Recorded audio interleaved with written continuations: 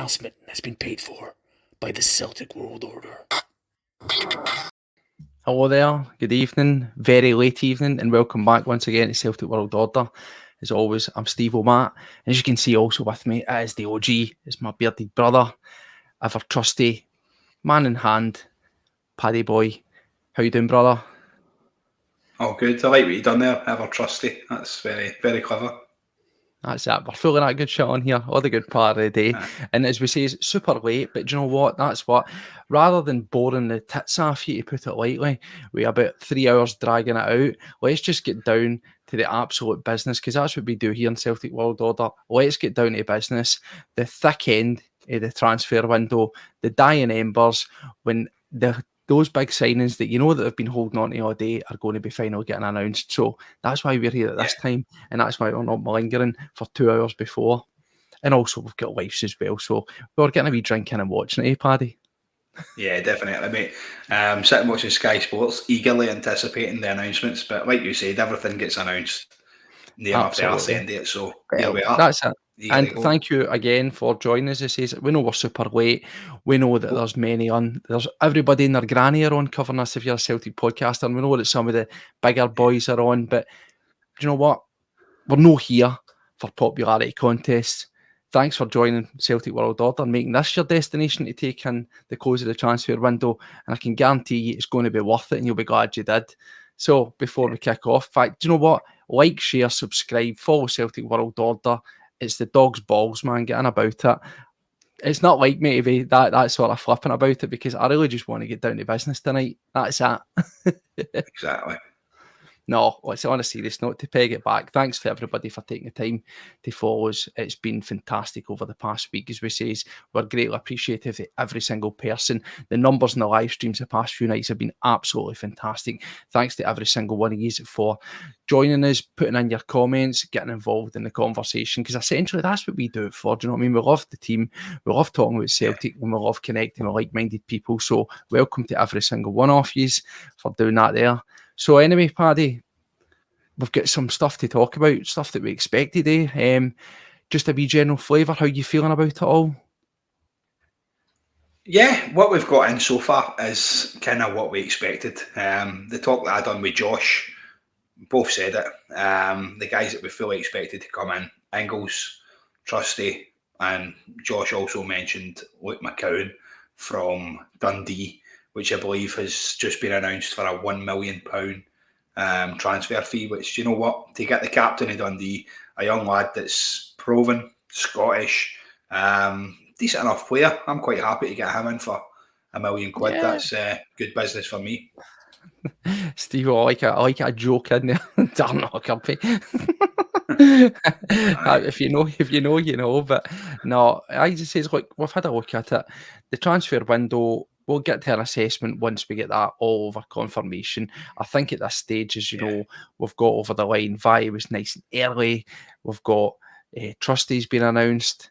It looks McCown's been accepted. We anticipated, we sort of says, is that one going to go? And then obviously, as we all know, Arne Engels is going to be the marquee one, I suppose, isn't it? He's going to be the high tariff fee, and the one that we were maybe a wee bit frustrated about because it was sort of chipping away and whatnot. But looking at it, is it what we expected? Can we still sit here and say we expected more? Is in the last 12, 11 minutes, are we going to get some sort of shock that we never seen coming? I hope so. I kind of hope so. We need more. We still do need more, let's be honest. It looks like a lot of outgoings as well. I don't know if anybody's seen earlier. There was talk about Iwata being linked with Birmingham. Well, we've got the apparently that was what happens there. Well, we've got it sitting up. I've got the Sky Sports right in front of me. I believe you've got it up there on the TV as well. And do you know what? This is another thing. I've been having a wee look around. If anybody, of course, any thoughts on these signings? If you're happy, if you're unhappy, let us know. We'll try and get as many of these to come in as well, and we'll try and bring them up as well. if you know anything, if you're seeing anything that we are not through social media, that, i.e., for example, has there been anything further with Awata? Checked before we came on, all sort of fell silent. But he was getting himself down there apparently to Birmingham. First, it was supposed to be just a loan move, then it was talk of being permanent. Again, a lot of movement, a lot of moving parts. Mikey Johnson we knew that late last night, but officially confirmed 3 million to West Brom. It appears that, you can get multiple Todd Cantwells for the price of one Mikey Johnson, but It's just come across the screen there. Steve was saying about Ingles passing his medical for Celtic in London and looking to be announced for £11 million. So that's all. It's all well and good when you see it running across the screen in Sky Sports. well, That's good enough for me. No, do you know what? I'm quite happy, to be honest. I came on here, as we all know, I was quite honest. I'm not going to shift the goalposts and suddenly change my opinion on what I think of it. I think that we should have done more? Absolutely. At this moment in time, of course, there's 10 minutes if that left. I'm highly doubtful that we are going to get another attacking option in the door, a winger stroke striker, which I must admit I'm very disappointed about, particularly because it looked as if that was going to be bogus. I thought we would have maybe pivoted, we would have went for someone else. Doesn't look as if that's happened. So in that respect, I think we are disappointing. And as Big Dom says here as well, we have spent a lot of money. But after all said and done, we're about £8 million or thereabouts in the can profit on top. And I think, yes, again, as I've spoke a couple of times as you have, we can break it down into the business side of things, can't we? And we can say 100%. that it's a good player trading model, but at the same time, we can also look at that and say, did we really need to post an £8 million profit? Did we? Probably not. But do you know what? At the end of the day, we are a business. And as much as people on here, we talk about the board and whatever else, I've got a friend who is very high up at Celtic. And do you know what? It's a business model. And they do really, really well. Here's the thing just come across the screen again. Steve Dundee accept £1 million bid from Celtic to sign captain Luke McCowan. I'm more than happy with the way things are getting run. Yes, we would like to have seen the players a lot earlier. We'd like business to be done a bit quicker. But you know what? It seems to be the Celtic way. We wait till the other leagues announce their teams and we go in and we pick off what we can. I'm happy that Ingles seems to be across the line as well, because he seems to be a big unit. He seems to be the biggie for us this year. Obviously, with Matt going, we need him in. We need the confirmed. I hope so. That's absolutely fantastic. No, we obviously need Ingles in. He's a massive, massive player for us this year. Yeah. Well, that's the thing. As I say, we can sit here and we will, and even into the coming sort of, weeks, we'll still, no doubt, as Celtic fans, hopefully, touch wood, we don't get injuries and stuff. But depending on how certain players go, you'll always crave for a wee bit of more. It's great to see, obviously, some cover down that left-hand side. You now look at it, we've got some options. There's going to be Taylor, as we say, is more than capable as we look for all the domestic stuff. There's going to be Valle. We've now got Trusty. We've got still Welsh there. He's been kept about, as we well know. Norotsky was another one that was open. He was put out to tender. Apparently, he was going to be allowed to be going on a loan, or if the right amount of fee came in, a permanent. Absolutely nothing on that other than that announcement that was going to be permitted if anything came off it. I don't know what that says, if there's been no chat if somebody wanting to take him, of course. But still, if he can get himself back and he can get himself fit and into contention, again, we're looking like we've got a wee bit more depth there, isn't it? In that centre and left side. Listen, that's what we spoke about. When we spoke before coming into the transfer window, Steve, we identified obviously the centre-back position and the left-back position. And then kind of spoke about, obviously, if we do sell Matt, we're going to need to bring in a replacement there. We've done that. We've done what we needed. Probably the bare minimum, if you ask me. But that's the way things go. That's what we do. I'd like to see a bit more coming in, obviously. But I'm optimistic. Let's wait and see. Let's what have we got? Yeah. 6 minutes on my telly. Yeah, as we say, we're just trying to bring in as many as we can possibly can. Undoubtedly, yep. We needed goalkeeper, left back, centre back. Everything that's been said in there, we did need it, and also would have liked to have another striker.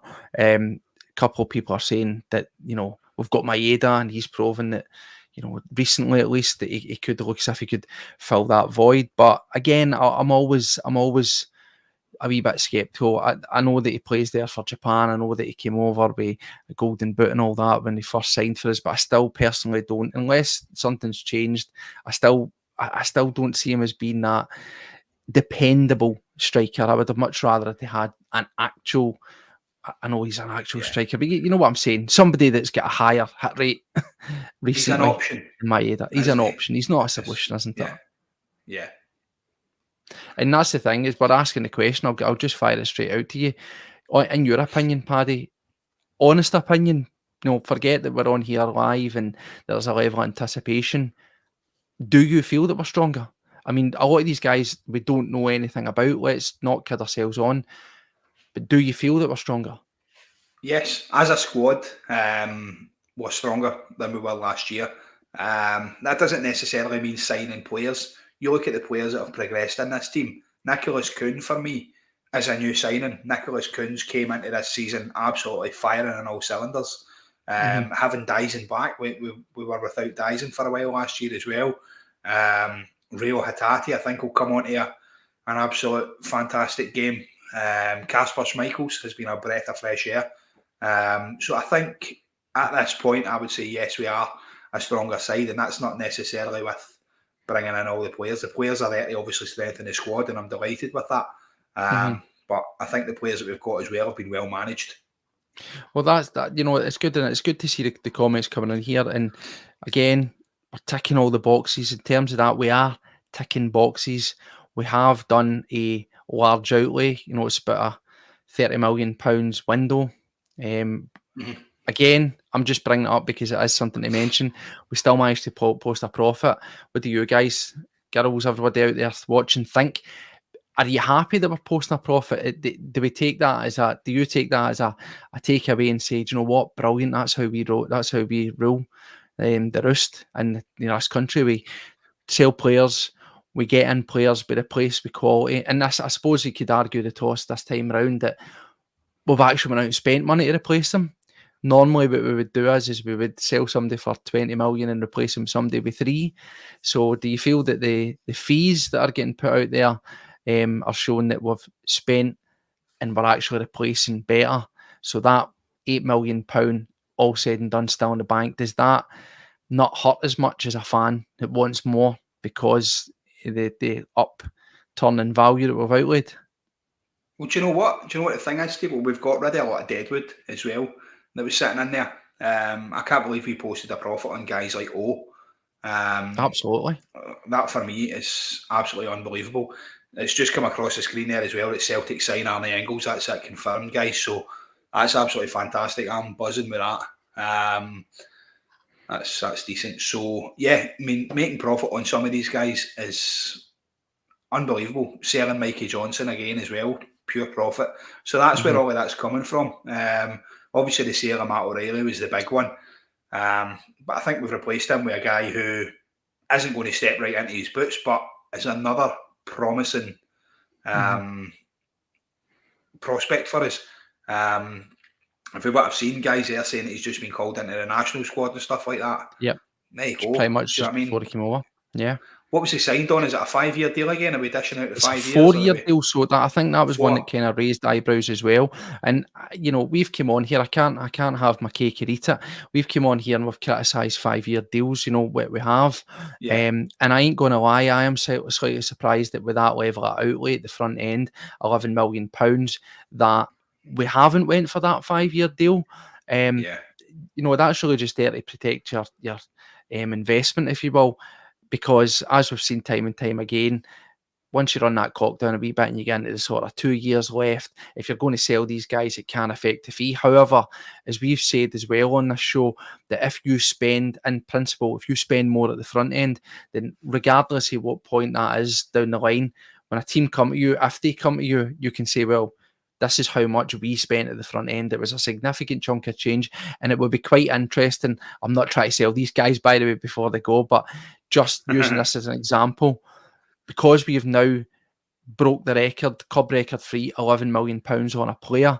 That's serious intent. That's a serious signing. It's serious cash for us. So it's just come up across. I'm sure they've all got their telly on, by the way. See this? Look at this. Nah, this is how not it's at all, done. man. I've got my telly there, and I'm still looking right ahead. Right, learn. I know You can tell off. Right, we're a professional outfit here. So Sorry. anyway, sorry. Look at that. That's we're literally like brothers that fight all the time. You wouldn't have known it up until this point. We keep it well under our hats. But no, I think that's the point. When we look at the amount of money that we've spent on him, it just reinforces if further down the line people want to take it, that it's going to have to take. I think we're now would be looking at eclipsing this idea 25, now 26 being the cap with 30 million for add-ons. Thinking strategically further down the line, for me, 30 at the front end has got to be, if these guys turn out to be good, you know, that's got to be the base level if you want to look at it that way, you know. We're raising the bar. That's it. That's exactly what it is. We're raising the bar, and we are. Windows shut. The focus is dialed in. That's it. And the first thing that comes up in the window shut there, Celtic sign Arnie Engels for a record of 11 million. So I'm absolutely delighted with that. It's different levels for what we're used to going out and spending that kind of money on guys. Like you said previously, it was guys like Edward for 9 million. Things like that. Willie's just sent us a photo about Engels as well. So cheers for that, Willie. I got that one through, mate. I'm quite positive with that for a window, guys. Let's look at it straight for the start. Obviously, guys like Kasper Schmeichel and stuff coming in. You forget about Bernardo and Ida, obviously, because they were there last year. But these guys they're in there to strengthen as well. So to be fair, it's been quite positive. I'm excited to see Valley as well, the left back for Barcelona. I'm excited to see what the young lad's going to bring. I think Trusty can play left back as well, can't he? He's quite versatile. Yeah, he's a wee bit of versatility. I think obviously if we're bringing in the boy for Barcelona, though, you've got to say he's going to be a stick on, and Trusty's going to be there to, you know, battle it out with Scales. If not, depending on what Rodgers sees, straight in. Yeah, that would be nice. I think it was straight in for the weekend. I can't see him being straight in for the weekend. We'll obviously get round to the game at the end once we sort of run through it. But I think it will be interesting to see if any of these guys find themselves into the squad. I think in terms of options, if any of them have, you know, at a stage, look at Engels, for example, he's played a bit of football. Trusty, I know he was playing as well. He's a bit of game time as well. How much they are up to speed remains to be seen, because it's different ways of playing. It's a different system. It's a different fitness regime. So they might be fit for where they were, if that makes sense. But what they might find is coming into Celtic, it could be a more intense regime. It could be a level up in terms of the intensity, in terms of the what we are requiring. So in terms of guys starting, would I start them? Do I feel that we need to start them? If you ask me, I would say no. I don't think that we need to start anybody for Sunday's game, but I would certainly have them there as an option. Yeah, that's it. We noticed that as well last year when I spoke about guys like Kuhn coming in. Kuhn came in and, you could see, like we always say, there's a player in there. He looked all right, but he looked a bit off the pace, shall we say. And now he's had a pre-season under Celtic and he's come back this year and looks unreal. Like you'd be the first name in your team sheet after a few of the games. It was absolutely fantastic. So, You're freezing up. Things like that, you obviously see these guys coming in, and Celtic is quite a high-intensity club. Aye. Well, you know, that's the thing. We can only... You're sometimes freezing. I know that you're sort of going between your Wi-Fi, between the two bits, so we'll power through as we always do. But no, I think I'm fairly happy. I came on here, as I say, and I had my concerns, and I'm never, as I say, I'm not going to change those goalposts. I am still slightly... I wouldn't go as far to say disappointed or angry, But I am still frustrated. And I know that sometimes people say, well, it's more exciting this way, Steve-O. It's more exciting when you get these deals coming in during the day. Yeah, exciting's good to an extent, but as I said before, I'm a genuine believer that if we had done what Brighton had done and approached Augsburg, 3 weeks, 2 months as it was turns out with Brighton down the line, that we could have got these guys in earlier. And I would much rather have had them in and getting a couple of weeks and getting to see them play whilst the transfer window's open. That's really what I'd like to see, because another thing as well is I think we've ticked the boxes in terms of giving ourselves more options in the key areas that we needed to strengthen. Now, I obviously hope that every single one of them is a rip-roaring success. Certainly for the stock and the profiling we've done on them, they look like they should fit the bill and they should level us up. But again, there's no guarantees. And sometimes if you've got these guys in early and you can bring them in, you might still be sitting there and going, no, we still need one or two. Let's get them in right now because we've got time to do it. But you don't. Yeah. So what you've got is what you've got, and you've just got to hope it works. If it doesn't work, we've got January to look forward to. We can bring in another couple in January. Like you said, Steve, well, these guys that are coming in, I don't see them stepping straight in and being in the squad for Sunday. I can basically see Sunday taking care of itself. And then further on down the line, we'll see guys like Engels and Valley and stuff starting to make an appearance in there, and Trusty obviously hopefully making his debut alongside his fellow American. Like you said, they've got the language in there, no language barriers between the two of them, obviously. Because he can talk American. That was class. I love that. No, listen, we'll see how it pans out. We will, and I keep saying that and coming away with that phrase, but it really is. We're now at a set stage where we can all take a sigh of relief. We can breathe. We can calm down. We were threatened. And again, I think we're paying a lot of attention to the guys that we brought in, and we will come round on that. But there's a couple of points as well that folk are bringing up. I think it goes unnoticed in the window. We did quite well with getting a lot of fringe players off the books. I believe in total we were about 15 players that were, nowhere near it, that were on the periphery, and we've managed to either get them out there on permanent deals or a couple of loans, which are obviously going to be designed, particularly if you look at Lagerbielke going to Twente. That's a decent standard. That's a decent team. It's a team that should quite comfortably have the 3 million, 4 million we might ask for them. So you're hoping that these guys go out there and that they play well enough that they're going to make them more sellable assets.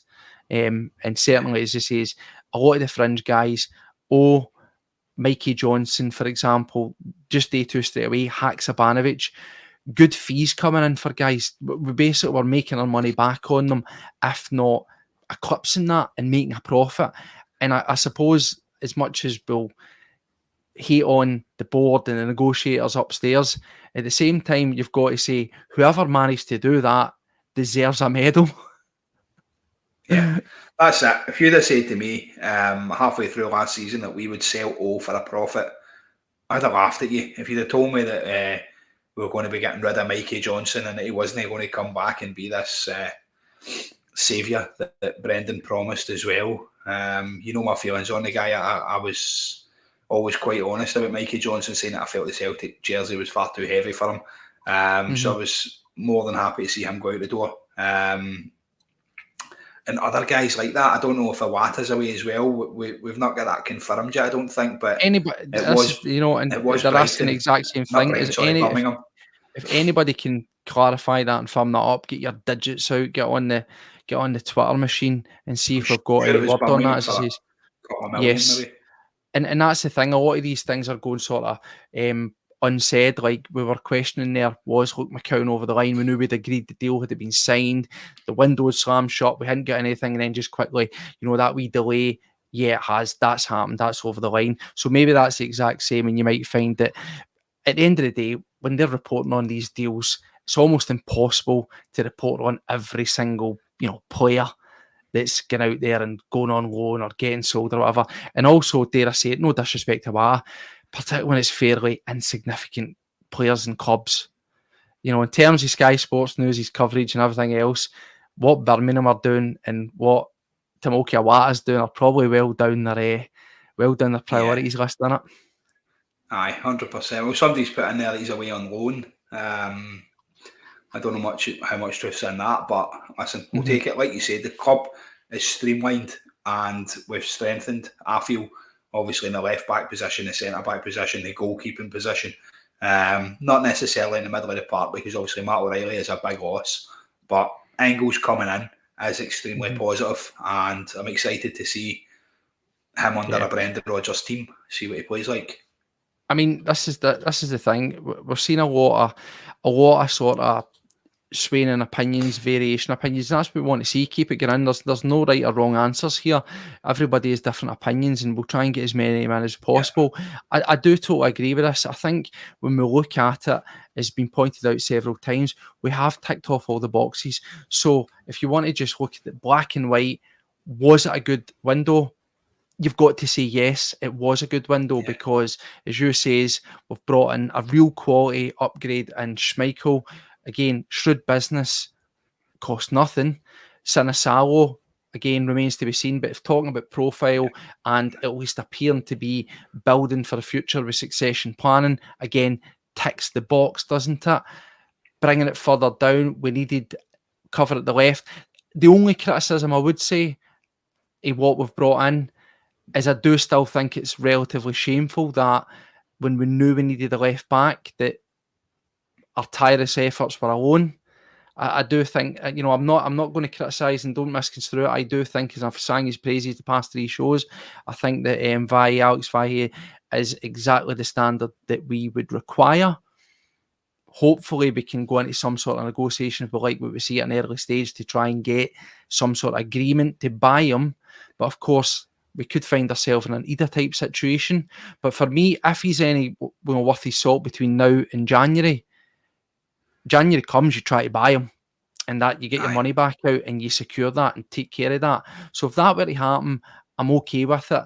But I do agree, and I've seen it multiple times. I just want your thoughts on it. Multiple times folk are saying we've needed a left back, real good option left back, or if not upgrade for a straight starter for 2-3 seasons. So is it shameful, Paddy, that it's only a loan? Is it? Not to take a shine off it, just being honest with ourselves here. It's a loan, but obviously there's the option there, and the guy's got a buyout clause in his contract. I think to come and bring somebody in of that quality, what would that cost us to buy out the wee guy's contract? About 3 million, 4 million or something, was it? I think getting him on loan for a season to see how good he is and see how he sticks with the current squad, I think that's good business. We do it every year. We always bring in the loan players. Let's just take a look at Adam Ida, Paulo Bernardo, guys like that. They've all came in on loan. They've all proven themselves to be Celtic quality. So I just hope that this young guy comes in and like that cements a place. Because to be honest, it's a position that we've struggled in for the last wee while. We spoke about it, centre-back, left centre-back and left-back. That's been a kind of poor positions, essentially. We've lost a lot of goals in a lot of games because of that.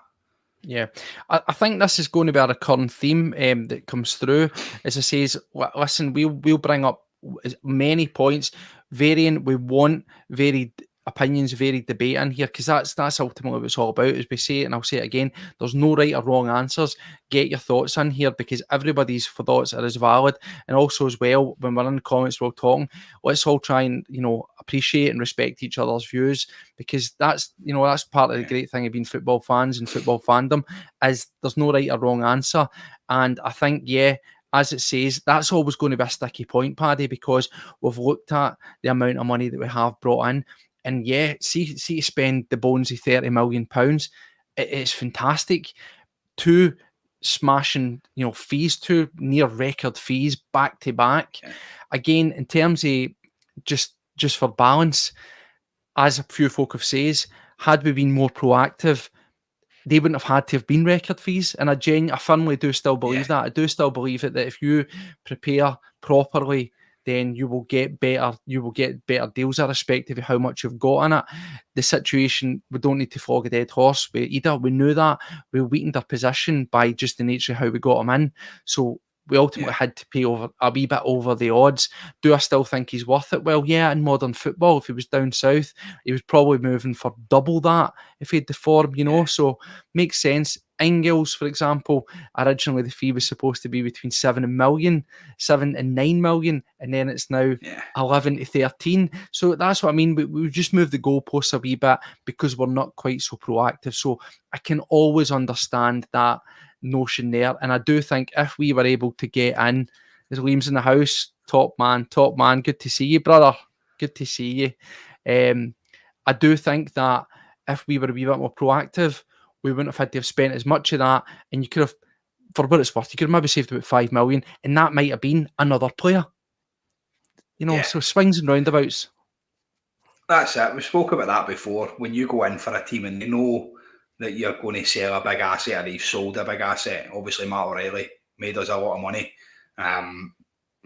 Going in for players, they're just going to go, it was 4 million, but there's a lot of interest now, so it's jumping up to a little bit more. Do you know what I mean? And it's business at the end of the day, and that's what they're going to be doing, isn't it?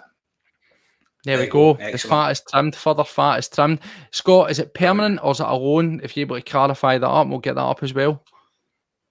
Sorry, Paddy, on you go. There's going to be lots of this. There's going to be lots of opinions flying up, bro.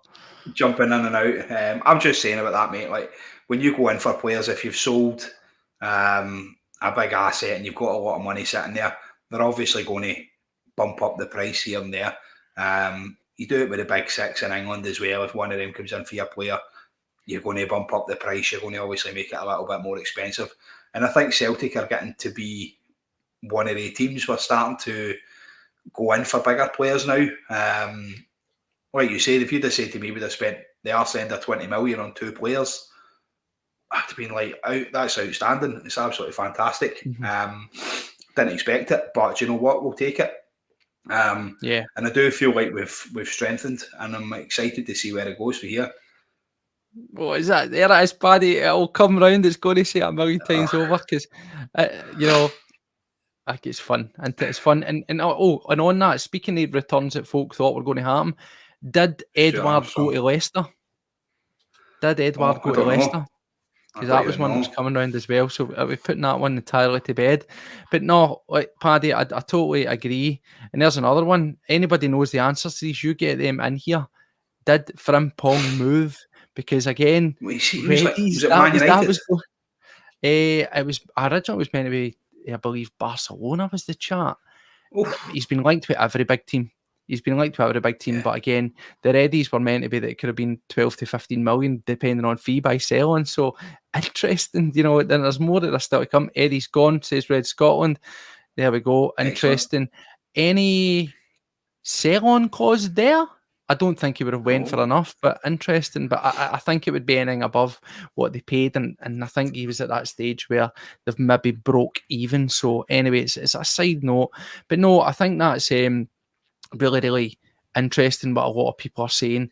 And while I was sticking the craw that we've managed to post a profit, are we offsetting do you think we're maybe offsetting, we're maybe holding back for January again? Is that just a get out? I think until we hear from the manager tomorrow, because we'll get some sort of pre-Rangers match chat with him in their transfer window, so it's going to happen, and it'll be really interesting to hear if he mentions that there's going to be, or was intending to be, any more attempted signings. Because when you heard the manager earlier on, he says we've got numerous things in the work now. Numerous things, Trusty, Engels, McCown, 3, that does count as numerous. But to me, it just sounded above and beyond what fans were expecting. Is that fair? Yeah, a little bit as well. There's a lot of folk in the chat there as well, Steve was saying about Stuart Armstrong being on a free. So Stuart could still be announced, obviously, later on. And I think that would be a good addition as well, Stuart Armstrong. I mean, he's a decent enough player. I know I'm one of these guys that says we shouldn't go back on going to get other players, things like that. But somebody like Stuart Armstrong, he would still do a job in there. That would be outstanding if he's went for 66 million. What have we got? A 30% sell-on clause or something? I believe 30% is something bananas. So again, but again, There's another one, isn't it? If we've got people, and I'll be honest, I say complaining, I will always reference we've managed to come out of another window with a tidy profit. That's not the worst thing, but I still can't. I'm not going to step down on my principles. I do still believe that despite the amount of outlay that we've done, we should have spent every single penny off player trading profit.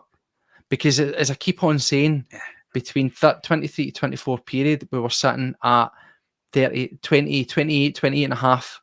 And by the time we had then bought and what we had brought in before we sell O'Reilly, we were still sitting with 15. And then we went and we got, O'Reilly sold. So that was us back up to 40. So if you look at 40 million, that's after Bernardo's in the door. That's after he does getting in. So you really should be going a wee bit more again. You with me? So listen, mate, I'm with you. I would love that. That would be outstanding. But realistically, it wasn't going to happen, was it? You done the talk on it before, how Celtic do their business, and to be honest, I'm surprised that we've actually went and spent as much as we actually did to bring these guys in. I think there's been a lot of pushing for Brendan.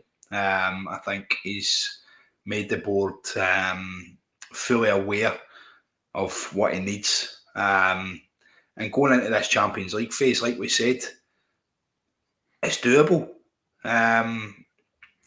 The league that we've got, the games that we've got, I'm quite happy going in there. I'm optimistic on how this is going to look. Mm-hmm. No, we are. I think at this moment in time, if you ask me, do we find ourselves in a better place? I think we are in terms of how we're performing. I don't necessarily think that we're massively, massively stronger, because we're stronger in positions, but I think it's sort of swings and roundabouts to coin a really annoying cliche, because we're stronger at left back. We're stronger at left back, undoubtedly. We've got good cover in the left side of defence, but we don't have three strikers. I know for the amount of times that I've come on here and I've said about and I know I'll keep on getting told about how Maeda will be that striker, and hopefully that works out. But what I am saying is that we've went from having three guys that we consider to be a striker with Maeda to two guys. So if you look across the board, you can argue and toss the coin and say you're weaker or you've stagnated or whatever. No doubt we've spent the money, and money doesn't always guarantee quality. But we'll soon see. The fullness of time, we'll see that. I think we'll look in a tidier position and a better place than we were. But I also feel, excuse me, that we probably could have been doing with maybe one or two other additional options. That's just my heart. That's what I honestly feel. Yeah, 100%. I'm looking at that as well, Steve. See, when you come down to it, I'd probably rather have Dies and Maeda up front than to be honest. Dyson's a far better striker than O. Just so that you all know, listen, Treslin, thank you for watching. I mean, I know you have came here to hear about what it's like to spend money and sign players and play in the Champions League and all that, but you are the weakest link, the weakest of the links. You are, and you're no one of us. So, ta-ta. Bye-bye. Bye-bye. Up the road. Teletubbies. Enjoy the scalping on Sunday. Bye. See you later. Jettisoned. Aye. There we go. Out. Imagine sitting there and going, see at 20 past 11, I know that we had a stinker, and I'm going to go into a Celtic chat, and I'm going to try and bam folk up, and I'm going to bring it down to bringing up child abuse. That's poor. That's completely unacceptable. I really do not have time for that kind of stuff. That is piss Listen, poor. do you know what it is? Piss Do you know poor. what it is, Steve-O? He can't watch TikTok anymore because Todd's away to Blackburn. That's what it is. He's obviously no on his TikTok. He's obviously raging with his life. Rangers have bought in a couple of guys that nobody's ever heard of. And listen, they're on the road out again. We've all seen their Europa League draw, which I thought was absolutely hilarious. And I'm looking forward to seeing Big Ange coming back and taking a right good scalping of them. That would be absolutely fantastic. So do you know Yeah, what? yeah. Good luck to the boy. Let him have a Well, nice as we night. say, listen, there's a lot of chat, and I want to get the chat from our Celtic-minded friends and viewers up here as well. So keep them coming in. Listen, you're always going to get that. It's a minefield. YouTube is a minefield. And listen, we caught it there. I saw Paddy's face. I saw some of the comments, but the comments are... There's over 400 of these in here, so trust me, it took a wee bit of time, but we'll always flag that kind of stuff. And as I say, even between ourselves, let's keep it clean. Let's keep it above board. Let's show some respect, common decency. That's what we're all about here. You know, no time for that kind of garbage. What a sad thing to be doing. But let's get back to the business. We're sitting here and we're talking about massive fees. We're talking about upgrading. And there's a lot of praise coming in for Luke McCowan. I'm kind of glad that we have got Engels in and we've got a couple other, because as I says, my concern was, it was all lining up that we're going to sign him. We wanted to tick off, didn't we? We needed to tick off that additional quota for the sort of homegrown, particularly when you're letting guys like Mikey Johnson go for all that he is, whether you love him or hate him. He did meet that quota, so it was important to get someone in like that, and he was always going to get treated as being the cheap option, the one that was right in front of your nose, etc. I saw a lot of folk were shouting they would have rather had the boy from Motherwell, Lewis Miller, but yeah, Lennon Miller, they were wanted him to come in. Lennon, but I think as well he would have cost money. Not that we're sitting here talking about record fees, so it wouldn't have been a problem. But I do still feel that Celtic would have had that level of fear to go out and maybe give the kind of fee that they'd want. Because I'd imagine that, you know, when we've seen guys like Miovski and other teams prosper for selling guys on, one of their guys, they're probably going to want about 4 million for them. And I just don't think Celtic would have got it. And I think if we're being fair to the young chap, I do think he's got spades and spades ability. But when you spent 11 million on a guy like Engels, who essentially does what he does, 4 million's over the odds when you can get a guy like McCowan in who ticks the boxes, that is going to be dependable, he's going to be robust domestically. So in the balance of that, is it a good signing? Is it going to be reminiscent of Hartley or Robson? Listen, McCowan is an outstanding player. He's a captain of Dundee. You just need to look at his stats. This year, he's been pretty phenomenal. He's scored twice or something so far. He's done the job against us. He's done the job against them across the city. He's a decent player. A lot of potential in there. There is a lot of good potential Scottish players out there as well. But for the sake of what we paid for him, £1 million, it's a no-brainer for me bringing in somebody like that. Mm-hmm. Aye, I do think that we'll get surprised with him. The question's always going to be, are these guys going to level us up? That was always the thing. And the manager, I'm quite glad that he mentioned it, because he did say that fees don't always guarantee quality, and also as well that he's not adverse to getting the guys about the 1 to 2 million, but he also was saying about it's important having homegrown quality in there as well. And that's obviously ticked off the box. Earlier on, they were trying to bait him and saying about, you know, with Mikey Johnson going, and he's like, he caught on a bit late and he says, I can see where you're going. So he knew what they were looking for. But I genuinely think that it's good to have these guys around as well. Also, for those that like that kind of thing, I believe he's a good Celtic man, so he'll be right up for it as well, and you'll get 100% out of him. But as an option, I think that he might actually surprise us. I genuinely do think that he might surprise us. And then again, it comes back to this question. Is he, and let us know because he's come up in the conversation, is he a better option? Are you happy with him as an option over Iwata? Now, remember, Iwata comes to us as a player of the year in Japan. Now, no harm in him. We've had really mixed conversations on this podcast about him. And I always thought he looked tidy but underwhelming. He never done too much wrong, but he was just another, for me, just felt like another player in the midfield. He was just another body to sort of firm things up. And sometimes you do need that. But I wouldn't say that he had one outstanding quality, like, oh, he's such a great ball winner. He's so strong. He's always winning the ball, or his range of passing's fantastic. He was just like steady Eddie. Yeah, it was an option in the middle of the park. He was never going to excite you He broke up the play. He was quite good at the kind of holding role, is what I'll say. McCowan is different for that, I feel. He's more of an attacking option. Likes to get forward, likes to go on the bursts. Not scared to go in for a tackle either. We've seen that a few times. A few of the guys there in the chat as well saying that he takes a mean free kick. Something, again, that we've been crying out for. As I said it before on one of the podcasts, when was the last time that we scored directly from a free kick? I think it was Jota against Real Madrid. I can't actually remember one after that. If there was one after that, let me know in the chat, guys. And the same with penalties. We've been crying out for a penalty taker as well.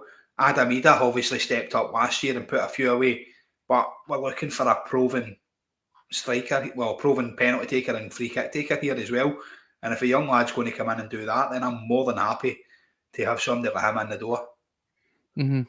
Aye, that's, I'm just happy to see these sort of things come around, options coming in that we've got. And the thing as well about McCowan, he's tangible, he's something that we know. Engels ticking all the boxes, we profiled him, and he's a guy that is exponential talent and exponential potential. So that'll be very interesting to see, because there will be an element of pressure on him. He's coming in as a young guy, 20, and he's coming in as our all-time record fee. That's heavy. And he's also coming in, as we all know, to replace a guy that's moved down to Brighton for 26 million. And he'll have seen the reaction that got. He'll be acutely aware of the reaction that got and how much high, regard Matt Riley was held up in. So he's already coming in with numerous obstacles, if you want to call it that, or challenges directly in front of him to rise to that occasion. So, yeah, it'll be good to see how he rises to the occasion. It'll be good to see how he puts himself about, and if he can hit the ground running. That's ultimately what I want. I just certainly hope that when we look at, kind of like even with Ida, I do hope that, and it is hard because we've said over and over, you don't get a lot of time at Celtic. You don't get a lot of time at Celtic. You don't get a lot of time at Rangers. You don't get a lot in Scotland, full stop. I just hope that we don't have the fee, like a big chain round his neck. And if he has one or two ropey or questionable starting games, that we don't jump all over that. Yeah. Listen, these guys coming in, right? They've now signed for Celtic, so they're going to be there on Sunday at Celtic Park when we play them. And what a game to come into. They're going to be sitting in Parkhead watching that, if not playing. They're obviously going to be unveiled at Celtic Park as well. That's unbelievable, coming in, watching against a Glasgow derby. They'll see what it means. They'll see the passion for the fans, and they'll realise exactly what they've joined. And do you know what? If that doesn't make you want to push on and do your best for the club, then I don't know what will. Mm-hmm. Well, let's get back to the business end of things and why we signed these guys. Obviously, there was a requirement to add quality. That was a key point. We could talk here and talk and get around in circles about what we think of these people. We've profiled them all individually. Every single one of these persons that we've signed, we've profiled them. So if you haven't seen it, if you watch back, you'll get our opinions on them. And generally speaking, we've not had a bad word to say about any single player that we've signed. So all very, very interesting.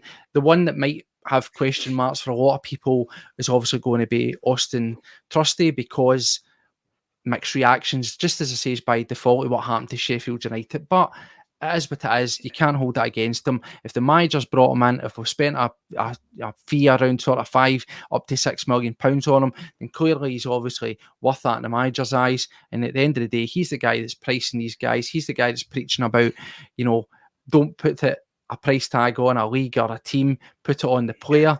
He feels he's worth that. He's brought him in. And as we always do, we'll get behind every single one of these guys that pull on the shirt. So it's just to see how we get on. I'm optimistic. But as we look towards why we bought them, well, it was the Champions League, wasn't it? And if we bring this up, we'll get it back up here. Again, looking at this, we were looking at the Champions League draw there, the home games, the away games. We've seen this. You all know the script with it. And I still feel, even though that I think we've got enough quality, I still do feel that looking at that draw there, particularly looking at those home games, Paddy, that the manager really should have, or I'm not saying he hadn't, but I do believe that there should have been a conversation, or at least a mindset for the board to think, yeah, let's just push it a wee bit more, because I see there's a lot of bring guys in January. Now, my understanding of the Champions League format is that there'll still be games to be played in January because it's elongated. So you could still get people in maybe to play in those games, perhaps, depending on where they fall. But I would really have liked to have front-loaded everything, if possible. Obviously, if we hear from the manager, there might be reasons as to why that didn't happen. But I would have really loved to have front-loaded the signings for that Champions League. Just again, across the piece, depth. We've lost a lot of numbers, but we've also now brought in a total of sort of 5 players thereabouts. Do you think that we have got enough to play a lot of football? League, Cup, Champions League? Is there enough depth? Is there enough options? Yeah, 100%. You look at guys in centre-back now, centre-back position, obviously, Carter-Vickers, Trusty, like you said, Scales, Welsh. Scales and Welsh, for me, aren't going to be into the Champions League. They're going to be for the League or the Cup or something like that, if they're needed. Carter-Vickers and Trusty, to me, is going to be the centre-back pairing. Taylor and Valley, you've got both on the left-hand side, Johnson and Ralston. Again, it's not like for like there, but Tony Ralston will come off the bench and he'll give you as good as he gets. Engels, Bernardo, McGregor, Hatate. Well, there's another one that we're forgetting. Home. Another one that we're forgetting. Home. It's funny, you can forget all these people. Yeah, you can. Exactly. These guys are in there. Thiago Home as well. Like I've said, we said it before as well, and we keep commenting on it, you keep saying it. There is a player in there. There is an actual decent enough player, I think, still to come out in there. I think he's a talented lad. He's just sometimes too eager. See, you kick back on that and get asked you a question then. See, when you look at, yes, O'Reilly was young, so you might say this is going to null and void my point. We've got a very young team now. We're a very, very young team. And you could argue that bringing in Engels for all his talent, there's certain inexperience there now. As we've said, game time on the pitch doesn't equate to ability. But do you have any reservations? Do you have any concerns over the age bracket, or do you feel that's quite promising? Obviously, Trusty, he's a wee bit older, 20s, so there's a bit more about him, quite more worldly, over 200 odd games, 250 games of that. He's got more experience. Valle, very young upcoming talent. So you've got him. You've got Engels similarly, 1.5, 2 seasons under his belt. Still not massive games, but 80 games to his name. Massive fee.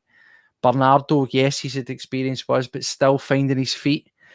Does the inexperience, if you want to call it, the youth, do you have any concern for that? Would you have liked to have seen, as we've discussed before, an older head, particularly in the middle to front positions? No, we've got the older heads in there. We've got Kasper Schmeichel in there. He's very experienced. We've got Callum McGregor in there as well. Callum understands what it means, and he's a captain. So it's up to your captain to push these young guys on. We've said it before, being in the Celtic dressing room, guys like James Forrest, even if James Forrest isn't on the park, James Forrest, what he does in that dressing room will be invaluable to these young guys. You look at teams in the Euros and stuff like that, the teams that went the furthest were the teams that had the mix of the experience with youth. You just had to look at that Spanish side, for instance. Guys like Rodgers and stuff in the middle, kind of playing the Callum McGregor role, bringing all of these youngsters in round about him and saying, right, this is what we need to do. This is where you need to be. You need to be doing this. You need to be doing that. So I think the experience that we've got in there, Kasper Schmeichel brings shed loads. So yeah, I want Wanky's come in one. As I say, as the opinions come in, fire these in. Wanky's brought in one. I think this is actually really good, and this is one that's really been under the radar. It's been completely over my head. So excellent point, mate, for bringing that in. If you remember, we were getting linked with Balakisha, and he was supposed to be the next attacking guy. Perhaps again, and it's funny because we're sitting here and we try to stay as current as we can. Have we then pivoted because he got injured? Remember, we then suddenly the name was bogus, and we were looking at him, similar profile. Do you think we actually, without unbeknown to us, have Celtic actually had some sort of planning where the plan was Balakisha and we've pivoted to bogus, and the reason we've not went for him is because we really want him and we'd go back for him in January? Or is that just wishful thinking? Could be. I said it could be. Are we that clever? You'd like to think so. And I want to think that there's been a plan in place, because you don't want to think that it's just been a shit show and we went in the last day of the season and started, not last day of the transfer window, and just went, right, 5 million, right, there you go, 11 million, there you go. You'd like to think there's been plans in place, and this has all been done, like you said a few days ago, it's all been done and dusted. We're just waiting until the final day so we can get it all signed and put it out there as if it's just been done, essentially. You like to think these ones have been done and dusted previously. So we return back to the Champions League, Paddy. We've spoke about our aspirations, our hopes. Yes. We feel, or at least we should be optimistic, that we've at least tooled up in some key positions. And I think that's going to be a good thing. And it'll be interesting to see. I would like to see guys like Vi. Again, we're not going to sit and criticise Taylor and Scales, because, we've had our mixed views on them. But by and large, domestically, they have been very, very dependent and dependable. Yeah. And Scales actually had quite a decent start to the season, as has Taylor, to be honest. Both have had quite decent starts to the season. But I would want to see, particularly Trusted, I want that 1-2 combination to be a real solid and consistent unit. So if Scales is the one to fall by the wayside, I'm all right with it. I just want to see, I'm interested if we'll see Vi continuously throughout the course of the season, or if it's going to be more of a lean towards the bigger games, i.e. your games against Rangers and the games in Europe. Do you think with some of these guys and the perceived up and the quality that we might see formation changes, for example? Well, Brendan had spoke about that as well, didn't he? He had kind of hinted at players coming in that were adept and that could change position and things like that. Possibly a 3 at the back with wing backs, possibly. That could maybe work. Listen, we could just wait and see. We know Brendan isn't scared to change formation. We've seen it previous times as well. You go back to the Celtic Rangers game when we got Simunovic sent off, when Douglas Ross couldn't wait to shout red card for the sidelines at the referee. Remember that one? When Simunovic gets sent off, and straight away Brendan changed the formation. Brought on Eddie for a midfielder, and I'm kind of sitting watching it going, what are you doing? Yeah.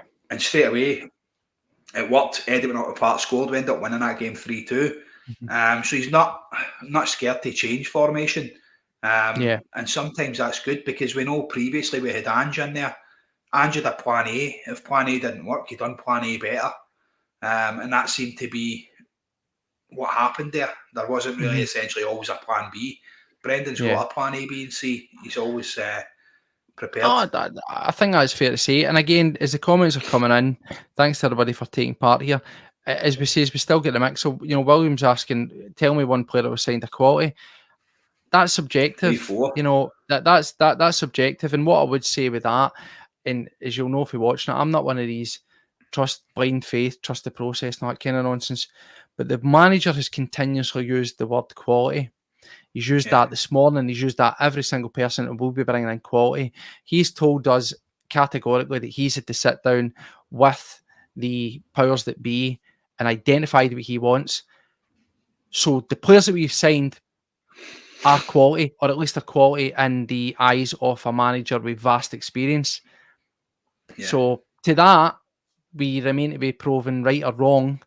But I would like to, and I will always trust a manager of Brendan Rodgers' experience over somebody like, Paddy, myself, anybody out there that are essentially armchair football experts and, glorified football managers on the PlayStation. So that I would have to say what we've brought in is quality, because our managers use that word continually and said we'll add it to it, and what we've added is theoretically that quality once. So listen, the players that they've signed. I'm more than happy. I'm more than happy with this transfer window. We identified positions that we needed to strengthen. I feel we have, especially defensively. So going forward for here, I'm extremely optimistic. I'm looking forward to the Champions League games. Like you said, the games at home 9 points. I'm hoping for 9 I points. want to bring this up, Paddy. I'll jump straight in. You're talking about 9 points now. Listen, we talk about stats every now and then on the show. We're not big on that. We don't put a lot of weight on it. We give you the facts, we give you the figures, and we all say treat them a pinch of salt because football's not played on paper. But if you want on paper, and we sat here the other night and we says about how we've got such a favourable draw. And of course, there's always big teams. We thought the 4 home games were the games that you've got to be looking at and thinking, you'd be taking either 12 points there or at a bare minimum, 8. That's what we were sitting here saying. But it's been proven by stats, apparently. Celtic statistically do have the easiest group in the Champions League. Now, I know that's a big graphic. Depending if you're watching on a laptop, you're watching on a phone, you might not see. If you've got it on your TV, you probably will. So opponent average rating, our group comes in at 87.8, 87.7. So according to all these stats that have been pulled, Celtic have the easiest group out of all the teams. The easiest draw out of all the teams, which is something that absolutely never happens to us. No, exactly. So Paddy, is that a stick that's going to be getting used potentially to be beating us around the head should it not go the way we wanted to go? Oh, 100%, 100%. That'll be getting screenshotted and used for stuff down the line, just like I do with the other side of Glasgow. Seen a tweet earlier on saying they've got an easier draw in the Champions League than we did in the Europa, and do you know what? Looking at the group, I'd probably rather reverse. So I'm quite happy going into that. More than happy. And that's the thing. We've got to look at that. Again, taking it at face value, we do have a favourable draw. We'd be lying to ourselves if we say that we don't have a favourable draw, because we do. And I think that the manager, if we've not went any further than that, as I say, remains to be seen. Tomorrow we'll hear what we maybe did try to go over the line, what we didn't go over the line. But I think if we've settled on that amount of players, he's satisfied that there's enough depth to take that on. And particularly those games there, a lot of people are giving mixed reactions. I had to say is the big game for me that I was out the mall that I thought I don't fancy that one as much was Aston Villa. And folk kind of scoffed at that because they were sort of saying, well, why wouldn't it be, why wouldn't you be looking at Atalanta as the last year's Europa League champions, or why wouldn't you be looking at Borussia Dortmund? I don't know. I just get the feeling that Aston Villa are a sleeping team, and you wouldn't expect out of them. I think the other team that I think would have more trouble. I don't know. I just think that the way that we've been getting into our play this season, that we'd be more prepared for the likes of Bayern Munich, Borussia Dortmund or an Atalanta, the way they play. I just think that there'll be this strange dynamic that always comes about when you play against a team like Villa, you play against a British team. There's a strange dynamic. I think it's kind of like whenever you play Rangers, people say form goes out the window. Largely it doesn't when it's us, but you get the principle of it. The games can be tighter, they can be less predictable. You could be riding the crest of a wave and slaughtering everybody, and before you know it, you're scrapping to who's winning over a 1-0 win. That's what I mean. Whereas I think you go to Dortmund and you go to Atalanta, and the two teams will just play their football. They'll just play naturally. Yeah. And what'll pan out will pan out. Do you see what I mean by that? Yeah, I get it, mate. Like you said, we spoke about Aston Villa. You spoke about it in a wee bit of depth as well. Obviously, the manager, Unai Emery, that guy's been there. He's done it. He's won the Europa League how many times? I don't even know. Did not win it back to back with two different teams or something as well. I think when they were was he not? He won it with Sevilla. Was he not at Sevilla? And it was basically just their trophy, wasn't it? They used to put it on that wee stand for the season, then just take it back off at the end for a while there. At least that's how it felt, didn't it? They were just sort of continual winners of that trophy. There's a lot there, and I do say I definitely felt that if the games that we've got away were at home, the confidence that I've got to taking, potential up to 12 points in the home games wouldn't have been there. It just wouldn't have been there. I've always felt, and I know that's maybe the wrong attitude to have, I always go into every game expecting and hopeful that we're going to win. But usually usually I tend to write off the away games with Celtic. And I think, right, we've got 3 away games, see if we can take a point out of there or get 3 points against the supposed worst team. That's usually my expectation levels. I kind of write off the away games and I think maximise in your home games. And I feel that we've got the best 4 home games for a team of our stature and where we are. We've got the best draw. So that that's just nothing's changed there. I think the away games, I'm looking at Dynamo and thinking, take 3 points That's there. your best bet. Aye. Yeah. But I've kind of consigned myself to the other 3 and just thinking, if you can take anything, that's cool. So I'm treating it as a 5-game league for Celtic. That's the way I'm looking at it, realistically. Yeah. Listen, I'm quite happy going into that. The home games, we've said it before, we'll beat anybody at Celtic Park. Especially the big nights, the big European nights, are absolutely outstanding. And you fear nobody, and we shouldn't fear anybody. We've came up against the best and we've beat them. So Leipzig as well, coming there, they'll be fearing us. Don't just think that we're looking at that going, oh, wait a minute, we've got them, or blah, blah. Teams will fear us going into them as well, because they'll be looking at it going, do you know what? They didn't win the league playing crap football. There's no Diddies in the Champions League. There's no easy teams. So, listen, everybody's going to be fearing us as well. And I feel we should go into them with a lot of confidence. I think so. You know, I know, Snitch. I know. Paddy will tell you, I've been like this my entire life. I always call myself the eternal realist. I'm a dreamer within reason, but the way I always look at it, and I know it's a strange way to look at it, I always say to myself, if you set your bar, if you don't go into it with, like, you know, sometimes Paddy, for example, we could be playing bloody well Real Madrid tomorrow, he's like, I'm going to win 3-0. I'll be like, 4-0. I'll be like, just don't get beat. You know, I kind of adjust my expectancies to what's put in front of me, so that if it doesn't work out, I'm not left completely gutted. But if it goes the other way, then my joy is accentuated something else. So that's always a wee quip about myself. That's the way I've always been. Me and Paddy are a wee bit like sort of chalk and cheese. Yeah, yin and yang, that's it. Aye, but listen, don't want to keep everybody, because I'm very, very aware that we're just about to kick the arse 12 o'clock. It was a super late one. It's been fantastic. We were about 500 at our peak.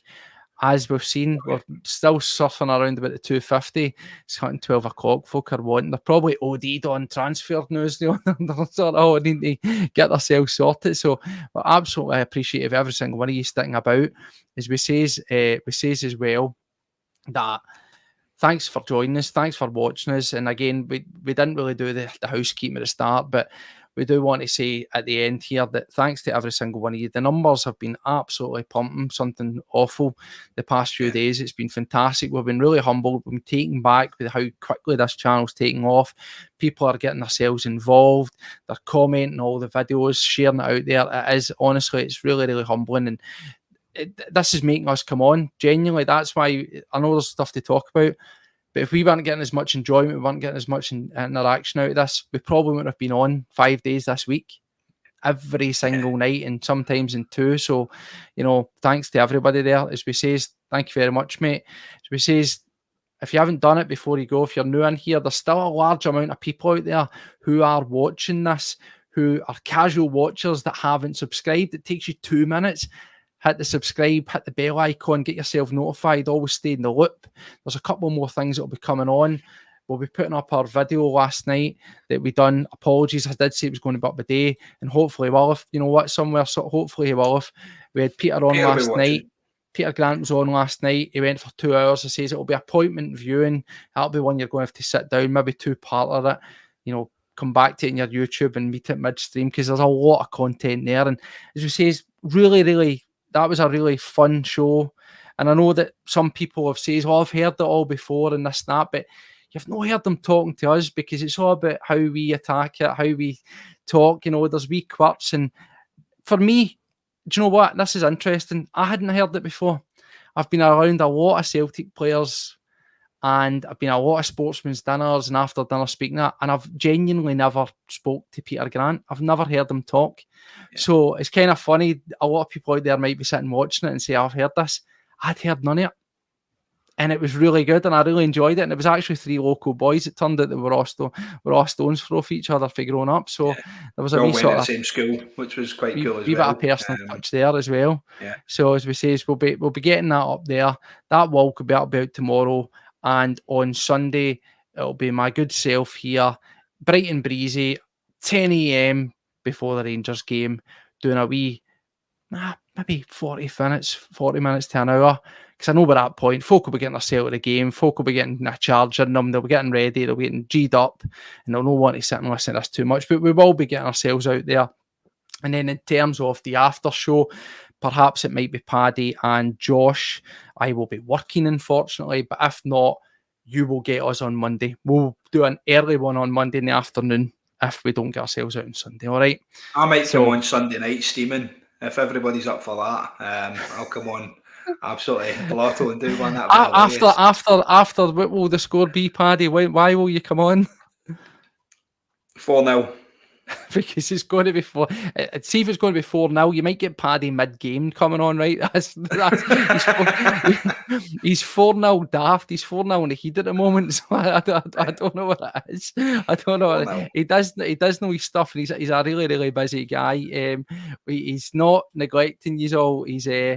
He works like a bear. He's obviously studying and he's working every spare hour that he can, try to get that cash in and doing stuff on the side. So we've just got to treat Josh as being like a luxury player. You play him in the big games when you need to bring him on. He's our last season's Bernardo. We bring him on for the Champions League games. So you might not see him for the bread and butter, but you'll get him for the Champions League games. It's a wee Rolls Royce that we roll out every night. A weekend run around that you say, he's a treat. You know what I mean? So, he's a good guy. And as he says, Josh will be back. He's been desperate to get in there and he's constantly, that's that. We'll be getting subbed out. We're expendable. we're just everyday guys. So anyway, listen, too much chatter. We'll let you go on. Thanks again for taking the time to join us.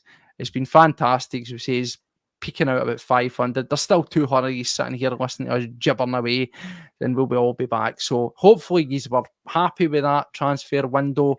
Great comments, great interaction. Any further thoughts, fire it in there. As we say, we do read the comments. We try to get back to them as many as we can. And we'll join and we'll do this all again on Sunday. So anyway, as always, Paddy, what do we say around here? You can do it, mate. I'll tee it up. Oh, no. Take care of yourselves. And as always, hail, hail. There you go. Yes. See you later. Thank you.